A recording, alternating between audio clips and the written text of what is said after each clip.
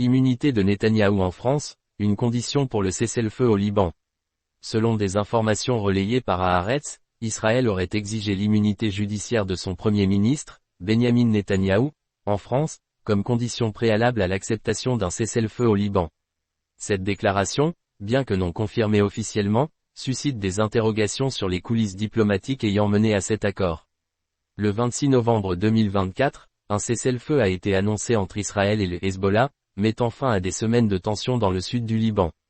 Cet accord, obtenu sous médiation américaine et française, prévoit une trêve de 60 jours, accompagnée du retrait progressif des forces israéliennes et du déploiement de l'armée libanaise ainsi que des forces de l'ONU dans les zones concernées.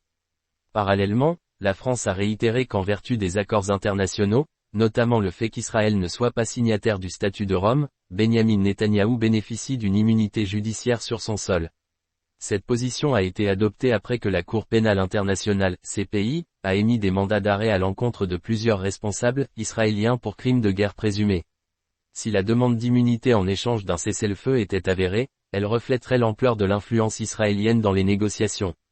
Pour Israël, l'immunité de son chef de gouvernement apparaît comme un enjeu stratégique majeur, notamment à la lumière des pressions internationales croissantes sur la gestion des conflits dans la région.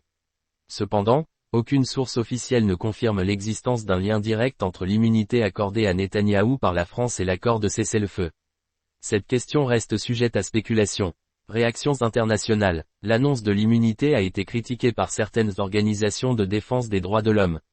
Elles y voient une manœuvre pour soustraire des responsables à la justice internationale, notamment en lien avec les récents conflits à Gaza et au Liban. De son côté, le gouvernement français affirme respecter ses obligations internationales tout en cherchant à maintenir un rôle de médiateur dans la région. L'ombre de cette possible exigence d'Israël plane sur l'accord de cessez-le-feu et met en lumière les dilemmes auxquels font face les acteurs internationaux engagés dans des négociations complexes. Reste à voir si de nouvelles révélations viendront éclairer les motivations réelles derrière cet accord.